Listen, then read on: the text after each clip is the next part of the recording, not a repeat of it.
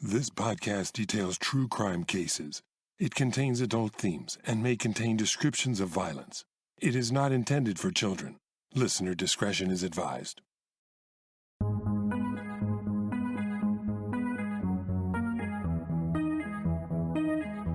Thank you for joining me for today's episode of Once Upon a Crime. We're in the series Crimes on Campus, where I'm covering cases related to educational institutions. In this episode, I'll tell you about a case that received a lot of media coverage when it occurred, due to the bizarre circumstances, the heinous nature of the crime, and the venue in which it occurred, at a high school prom. Melissa Drexler was just 17 years old in 1997 and in her last year of high school. She was desperate to hide a teen pregnancy from her parents and friends, and equally determined to attend her senior prom. When these two goals collided, it made for tragic results. This is the case of Melissa Drexler, aka Prom Mom.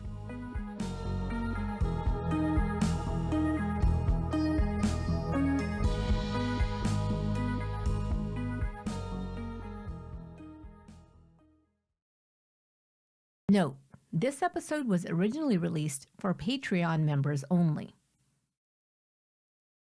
Melissa Drexler was a senior in high school. She attended Lacey Township High School in Forked River, New Jersey. She was the only child of a shipping clerk and a bank teller and lived in a pretty middle-class neighborhood right on the shoreline, a nice little quiet town where everybody knew one another. Melissa was said to be quiet, somewhat shy. She had friends, but she kept to a close-knit group of friends and wasn't a social butterfly. She loved fashion, and she had always aspired to work in the fashion industry. She mainly hung out with her friend Rebecca at her home and at the mall. Her and Rebecca had been friends since grade school. Melissa also worked at a retail store at the beach in the summertime. Like I said, she was quiet, she was friendly, but not in with the popular kids, but was well-liked and had a small group of friends. In the 10th grade, she was introduced to a boy named John Lewis, who was 2 years her senior. They began seeing each other and continued to date each other throughout high school. The routine for the couple was, by Melissa's senior year, that she would finish classes at 1 p.m. She would go to her boyfriend John's house and stay there and hang out with him until he left to work his job at Walmart around 8 p.m., and then she'd go home. She was always home by 10 p.m., even when the couple went out at night, and her parents saw her every day. She was home for dinner every night.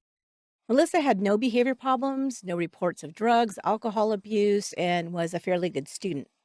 In November 1996, Melissa told John that she had missed her period. She said she thought she was pregnant and she was worried. He mentioned this to a friend of his, but then a few days later told his friend that it had been a false alarm. As far as I know, she never told this to anybody else. None of her friends ever said that they believed that she had ever been pregnant or thought she was pregnant. But at this point, Melissa was pregnant. She had been pregnant since at least September or October of that year. So now we're going to fast forward to June 6, 1997. It was the night of Melissa's senior prom. Her and John drove to the prom with another couple. The prom was being held at the Garden Manor Inn in Aberdeen, which was about an hour's drive north of where Melissa lived. On the way to the prom, she told her friend she wasn't feeling well. She said she had cramps. The reality was, Melissa was already over 8.5 months pregnant. Her water had broke that morning while she was at home, but she still prepared to go to the prom. When the couples reached the dance around 7:30 p.m., she immediately went into the bathroom. She was there for quite a while. Her friend came to the door after about 15 or 20 minutes to see if she was okay, and Melissa answered, quote, "I'll be done pretty soon. Go tell the boys I'll be right out," unquote. Her friend then heard sounds like metal scraping against metal, and then she saw some blood on the floor of the stall, so she was concerned.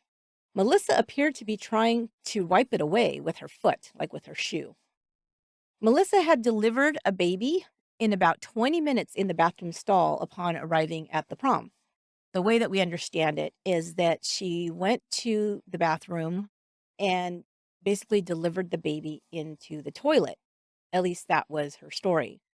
She then cut the umbilical cord on the metal waste can that was in the stall, and that was probably the metal on metal that the girl was hearing, something having to do with that waste can. Melissa then wrapped the baby in a series of plastic garbage bags, and then, after the coast was clear, came out of the bathroom stall into the bathroom itself and put that trash bag into the trash can inside the bathroom. She then returned to the dinner. There was a dinner going on at the time where the dance was. She ate a salad and then danced at least one dance with her boyfriend. In the meantime, this was a nice catering hall with like a really nice dining room and a ballroom. So apparently, this place had employed matrons to oversee the restrooms, to restock things, to give people they needed towels or whatever.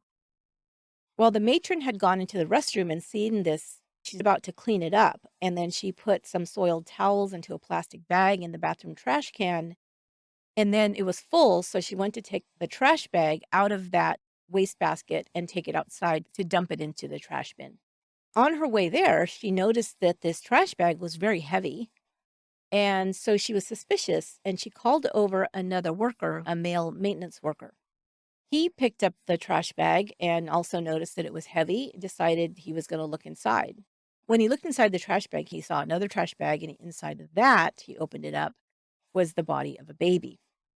Paramedics were called, and they arrived immediately, began trying to work to revive what was a full-term male baby. They worked on the baby for a good amount of time, but were unable to resuscitate him, and the baby was pronounced dead.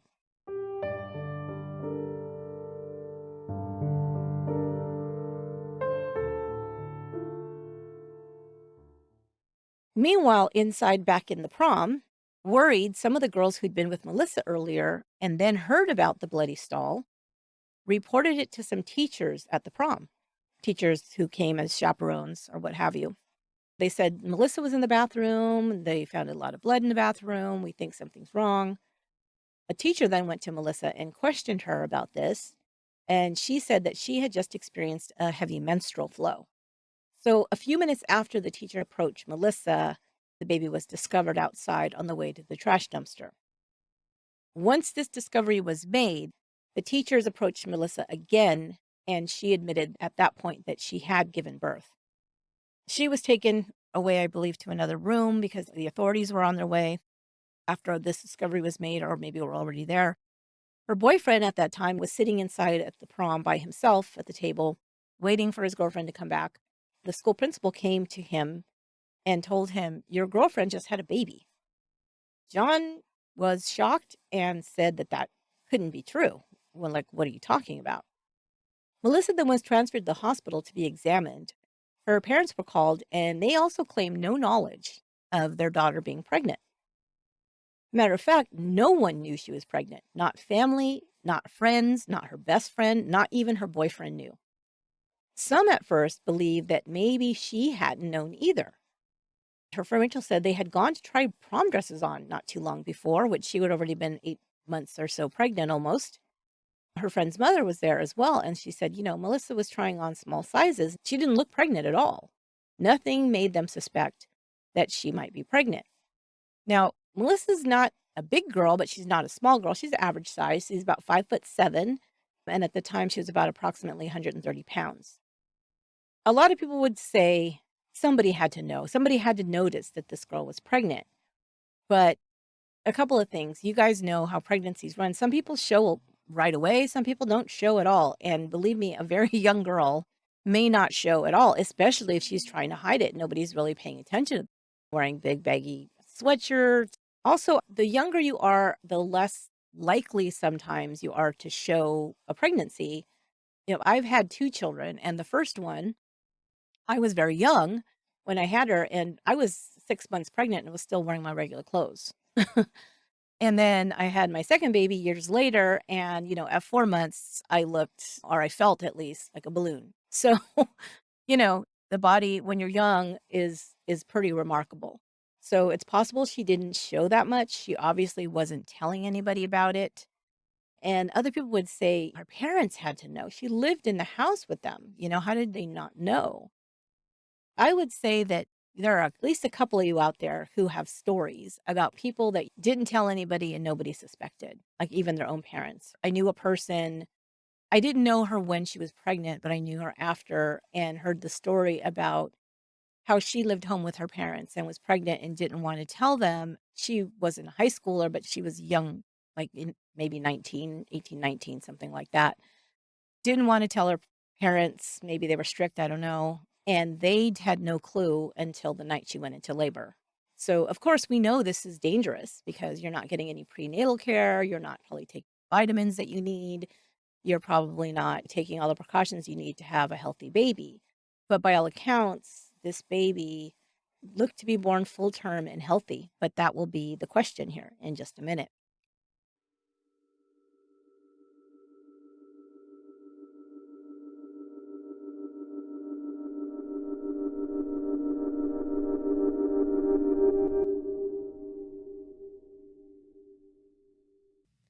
Hey there, this is Esther from Once Upon a Crime.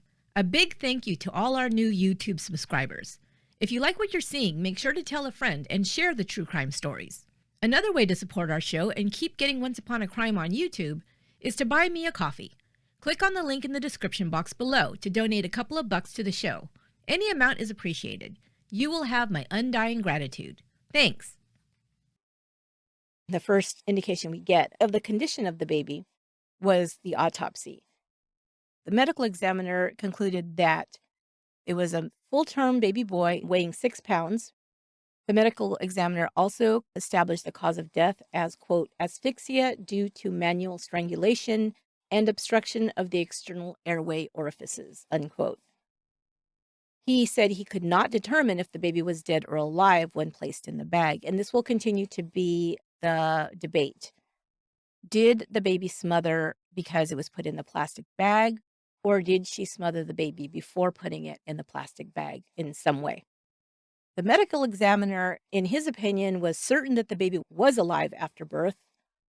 Melissa had told her boyfriend, who relayed this to a friend, that she, quote, had no idea, unquote, she was about to give birth.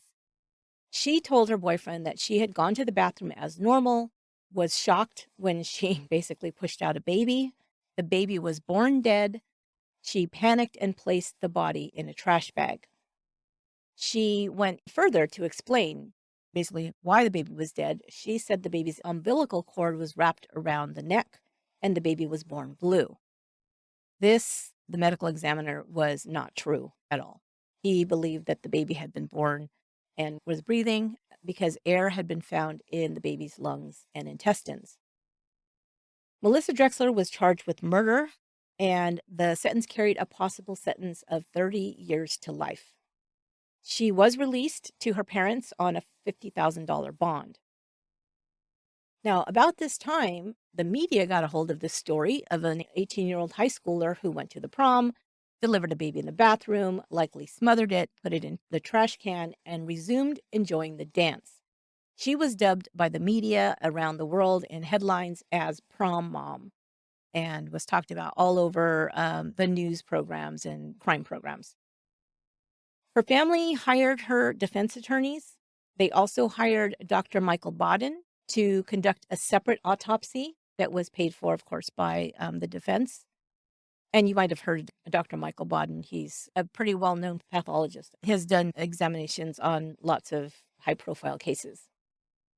They also hired a psychiatrist to do a mental evaluation and report on Melissa. Now, all of this stuff, of course, getting ready to go to court to build some kind of a defense for what she did.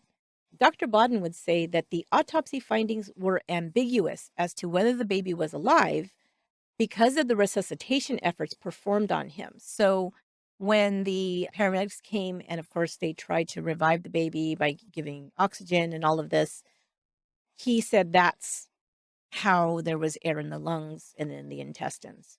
Now, is that possible? It's hard to say because it is such a tiny body. We're not talking about, a full-grown human being where we have a lot more knowledge of how the body reacts in, trauma or that kind of thing. So that was what one of the defense strategies they were going with, that the baby was dead, but the reason there was air and it seemed like the baby was alive because of the resuscitation efforts.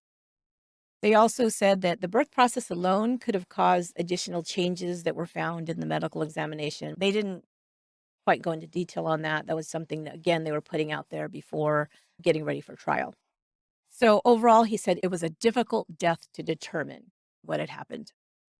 Because the issue of the baby being born dead or alive would likely be bitterly contested in court, obviously they were throwing some resources behind this, getting some experts, getting some good defense attorneys. They knew that there was going to be a fight on their hands to get a conviction here. The prosecution also worried that Melissa would win acquittal on grounds of an extreme emotional disturbance defense.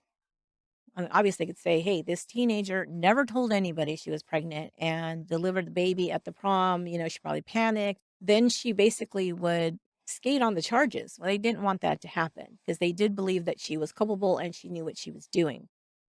So the prosecutor decided to make a deal with Drexler in exchange for a guilty plea and also having to tell in court what exactly happened. And so this is what happened, is she went ahead and took this guilty plea. So on October 29th, 1998, Melissa Drexler pled guilty to aggravated manslaughter. And this was her statement that she was required to make to give the details of the crime. Quote, I knew I was pregnant. I concealed the pregnancy from everyone. On the morning of the prom, my water broke. While I was in the car on the way to the prom, I began to have cramps. I went to the prom and went into the bathroom and delivered the baby. Okay, she doesn't say how. She doesn't give any details right there. She does say this, though.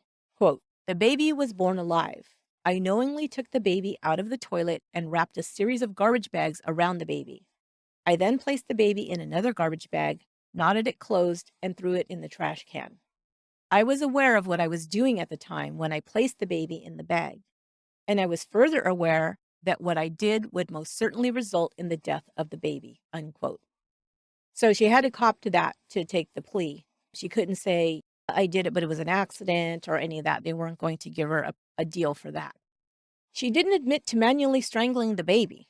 And this is the question. This is what the prosecutor was going to contend because the medical examiner, the first one, said that there was marks on the baby's neck.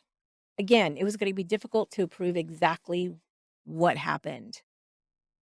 It was implied, I think, by her statement that the baby had suffocated in the trash bag, although she didn't exactly say that. Either way, it was her actions that caused the death of the baby, which is what they needed to hear from her.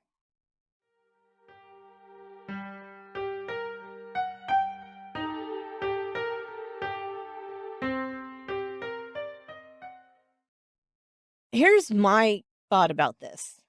I do believe that she suffocated the baby before putting it in the trash bag. And the reason why I think that is because it was either strangled or smothered right upon giving birth to the baby because nobody heard the baby cry. If a newborn cries, it's loud. Okay. And you got to remember, she had friends standing outside, coming in the door, knocking, hey, are you okay? She didn't want anybody to know that she had been pregnant. She didn't want anybody to know that she had a baby. And so she was going to do whatever she had to do to make sure nobody knew. She had to silence the baby. She wouldn't want anybody to hear anything. So I think she did it immediately. One of the questions that they had was if the baby was born into the toilet, the baby had drowned, but I don't believe there was any water in the lungs, so I don't think that's true. So she pled to the manslaughter charge and got a 15-year sentence. Normally, she would have had to have served at least 5 years before being eligible for parole, but good behavior would double so many days for every day you're there. I think it's 2 days for every day you're there to knock some of that time off of your sentence. So it knocks the sentence down. She actually was released in November of 2001 after serving just 3 years. While she was serving prison, she got her high school diploma. She didn't attend a graduation ceremony they had there. She took fashion courses, I believe by correspondence course while she was there. And like I said, she was released after serving just about 3 years. At that point, she returned home. She was 23 years old. She went back home to live with her parents. Here's the other thing. If the baby's death had happened 3 days later, Melissa Drexler would have been sentenced under a new state law that would require people sentenced to serve time for a crime to serve at least 80% of their sentence before becoming eligible for parole. So she would have had to serve about 12 years instead of less than 3. One thing we know is she'll forever be known as Prom Mom. Her parents did have the baby buried. She later, before he was buried, named him Christopher. So today, it's over 20 years later, she is now married. She has 2 children. Christopher, her baby, who never got to live, would be turning just 26 years old this June.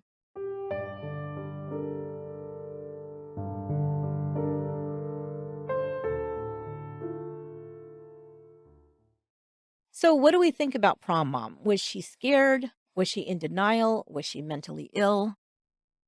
Friends said that her family life was very good. Her parents were very loving and supportive, and they believed that they would have helped her if she would have told them what was going on. We know that teens are secretive, but this is going beyond the pale. And the fact that she didn't even tell her boyfriend makes me wonder. Now, I do know that the family was Catholic, but they weren't really practicing Catholics. They were members of a Catholic church, but they said they really didn't attend very often. So it's possible that there might have been a religious thing in the back of her mind that, this is a sin or that kind of thing. But, that's kind of a hard sell, I think, because they weren't really that religious. I guess the way that the media spun the story was, she wanted to go to the prom. Now, she really must have wanted to go to this prom. If your water breaks in the morning, by all accounts, this wasn't a stupid girl. Like, she knew what was going on. She knew she was pregnant. She knew she was getting to the point where she was going to give birth. But there was absolutely no plan of what she was going to do, not even at the very last moment. What am I going to do? Like, okay, that morning my water breaks. You go to the doctor. But it was prom night. And that was the way the public took it, was she wanted to go to prom. I think there might have been some of that, but I think there was also a lot of fear. I think that one of the things that the defense was going to contend in court was that she was mentally ill as far as the situation. Like, she was in such deep denial that this was happening to her that it didn't really register. And so when it did happen, she panicked, and this is what happened. One of the things people talked about was her demeanor whenever she was in court. She spoke very softly, very monotone. She didn't show much emotion at all. There was one emotional kind of outburst of her where she was crying, was when she was first remanded to jail, when she was arrested on that first hearing. But other than that, she seemed very even keel. Now, she could have been medicated, so that would give her that flat effect. Like, maybe, she was stressed out or depressed or anxious because everything is going on and she was being medicated. It's possible. So it's possible she came across that way. Or maybe she's one of these people who can just shut down and live her life as if nothing bad is happening. As far as her relationship with her parents, I heard it was good. People said she was very close to her mom, talked to her mom about everything. So it wasn't one of those things like, I can never tell my mom anything. I can't talk to her. At least from other people's reports, was that she was very close to her mom and they shared everything. So she didn't take any of the options that would have been available to her to make sure that this baby could have had a chance, which is, I think, the real crime. And 3 years doesn't quite seem like a fitting sentence unless you can prove some real mitigating circumstances, which I don't see a whole lot of here. At least that wasn't put on the table for the sentencing. So she got lucky as far as the sentencing guidelines at that time and got out early. I think she would have served most of her 15 years, if not, because the public was very up in arms about this case. It seemed like it was such a huge tragedy and something that could have been completely avoidable. That will do it for this episode of Once Upon a Crime. Join us next week for the last chapter in the series, Crimes on Campus. In that episode, I'll share a true crime story that took place on an elite university campus and would become a catalyst for the Me Too movement and justice for rape victims. I hope you'll join me then to hear about this controversial and important case. Once Upon a Crime is written, produced, and edited by me, Esther Ludlow. My research and production assistant is Lorena Garcia. Check out our website, truecrimepodcast.com, to find links to all our social media accounts, as well as our Patreon page, where you can join to get ad-free and early release episodes, as well as bonus content. Thanks so much for your support of the show. Until next time, be good to one another.